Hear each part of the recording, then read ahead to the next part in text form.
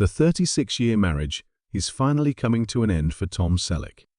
With everything going on at home, the Blue Bloods actor basically sobbed to his buddies and told them he can't continue. He must make the most difficult decision of his life in response to his wife, Jilly's devastating diagnosis. According to people close to the actor, the 79-year-old has been so divided between his beloved profession and the woman who rescued him that he hasn't slept in weeks. Tom Selleck came into this world in Detroit, Michigan on January 29, 1945. A stay-at-home mom, Martha was his mother. Robert, his father, was a mechanic on B-29 bombers in the United States Army during WWII. Tom spent his first 2 years as a child living with his grandparents, while his father was away. When Tom was 4 years old, his family packed up and headed west to California from Detroit in 1949. They were strapped for cash and crammed as much as they could into the automobile. They purchased a modest home in the peaceful Sherman Oaks neighborhood of Los Angeles with the help of the GI Bill. It was not easy living in California. Because Tom's dad was a real estate agent who worked on commission, the family's monthly income fluctuated. However, his parents instilled in him the values of honesty, perseverance, and hard work. Even when times were terrible, Tom never imagined a life as an actor or famous actor. Sports dominated his life. He devoted the most of his free time to playing baseball and basketball, two sports that he enjoyed. His brilliance was obvious by the time he was a senior in high school. Tom stood out at 6 feet 4 inches. He declined Montana State University's offer of a basketball scholarship. Gaining admission to USC was his ultimate aim. Unfortunately, he was unable to afford it. He chose to attend Valley Junior College instead. He saved money while working part-time at a clothes store and staying at home. His perseverance and diligence were rewarded. During his junior year, he got a basketball scholarship and transferred to USC. He was a member of the USC Trojans football team from 1965 to 1966. Even though he didn't score much and only played in 7 games, his coaches took note of his grit and dedication to the club. Tom made a significant choice in 1967 when the Vietnam War was ongoing. His next move was to enlist in the Oregon National Guard. The 160th Infantry Regiment accepted him into its ranks for a period ending in 1973. After completing officer candidate school, he was promoted to the position of second lieutenant. His promotion to sergeant came later. Major events, such as the Watts riots in Los Angeles, activated him during his service. 21st Century Fox had him under contract for 6 months as an actor. His employment with the studio ended when he departed to serve. The deal was already dead when he returned. Still, he never felt remorse for his decision. To kickstart his acting career, Tom dabbled in something else. He made his television debut in 1965 while he was a student at USC. On The Dating Game, he was the second bachelor. He came up short. When he tried again in 1967, he was unsuccessful once again. After a while, he made light of it. His responses lacked assurance and grace. He may not have won the dates, but he did manage to capture the interest of another woman. His charisma and good looks caught the eye of the producers. Even though he lacked charisma at the time, he had an air about him that commanded attention. The invitation came as a result of that unexpected attention. He was invited to join 20th Century Fox's new talent program.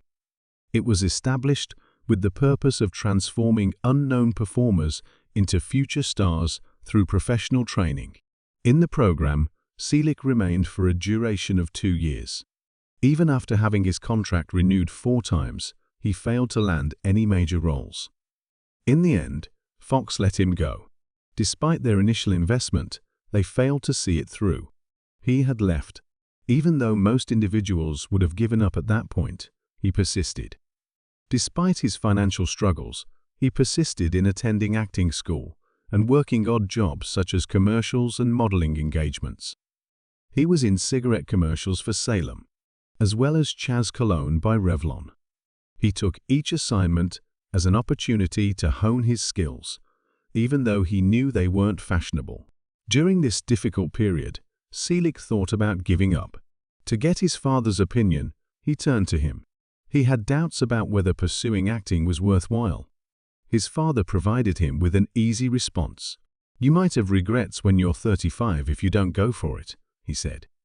Those words stayed. Even after they parted ways, Selleck couldn't stop thinking about it. Just what he needed, a little shove. Without further delay, he made up his mind to act. Acting was no longer an afterthought after that. We made it our objective. He continued to add to his sum all through the early 1970s. He was a guest star on several shows, including Charlie's Angels, Bracken's World, Marcus Welby, MD, and Lancer. He had some screen time in these parts, but he wasn't exactly a household name because of them. Many spectators failed to notice him because his role in Lancer was so minor. Rejection was relentless, no matter how hard he worked. Selleck possessed the type of gaze that could have been useful. He was towering over casting directors at 6'4", but they rarely gave him the respect he deserved. It was to his detriment that he was tall and had a neat appearance. He went on to say that actors like Dustin Hoffman, who appeared more like average Joes, had an easier time getting major parts. Because of his star-studded appearance, Selleck had a difficult time proving that he could act. On The Young and the Restless, he portrayed the role of Jed Andrews from 1974 until 1975. Although the part was unremarkable, he gained vital experience from it. Soap operas were shot in a flash. On extended shoot days, he had to quickly recall lines and remain sharp. He learned to handle the demands of television, but it wasn't glamorous work or make him famous. In retrospect, he claims he declined a longer deal with the program. He was determined to avoid being cozy. Taking a chance in the hopes of something greater was something he was prepared to do. A break that felt different finally came his way in 1978. On The Rockford Files, he played the role of Lance White. This guy was the polar opposite of Jim Rockford, played by James Garner. Rockford was unforgiving and doubtful. As an idealist, Lance White was silky smooth. He seemed practically flawless, always courteous and fortunate. However, Selleck successfully built the persona. He endeared himself to the audience as Lance and brought a smile to their faces. James Garner mentored Selleck, despite the fact that he was already a famous actor. "The best roles had flaws," Garner told him. "Being flawless could make a person seem lifeless," he told Selleck. Honesty was the key. He never forgot that piece of advice. Selleck put his lessons from Garner to use in his subsequent role as the lead in Magnum, P.Y. The character's depth was assured by him. Given that Magnum P.I. aired for the first time on December 11, 1980, its impact on television was unexpected. There were palm trees, sunsets, and a Ferrari on this Hawaii set detective drama. But that wasn't even close to what it ended up becoming. Tall and charismatic with a serious mustache, Tom Selleck was the man at its core. He played more than only Thomas Magnum Pili Bene. He provided the character depth, which was lacking in many series at the time, throughout the course of 8 seasons and 1,622 episodes. When he got the part, Tom Selleck wasn't exactly a household name. Nothing he did, even some modeling and TV guest spots, made him famous. The opportunity to do something new presented itself to him when CBS picked up Magnum P.I. The first iteration of the persona was ostentatious and dazzling, as James Bond, armed with gadgets. Even Magnum's use of a hang glider armed with machine weapons was included in one draft. That wasn't what Selleck wanted.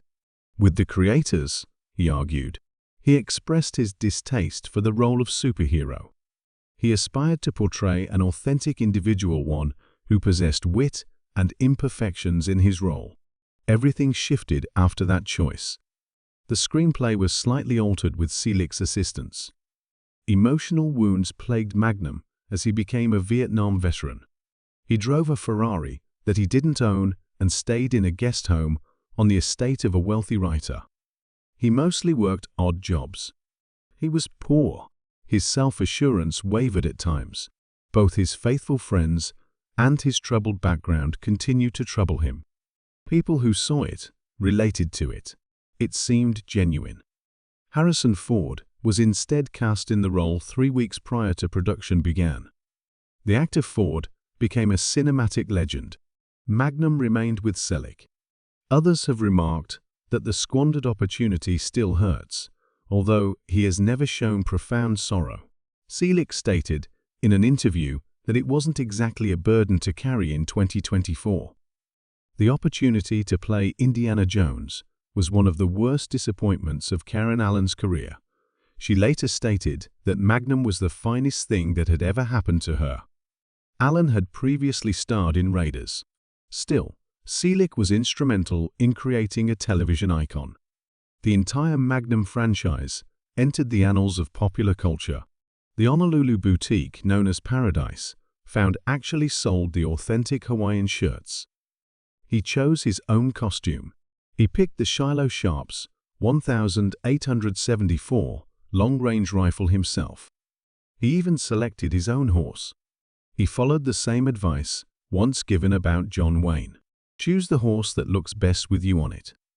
The movie didn't do as well as Dances with Wolves, which came out just weeks later and stole most of the attention. But Quigley Down Under gained a strong following over time. Many fans now call it one of Selleck's best roles. He didn't stop there.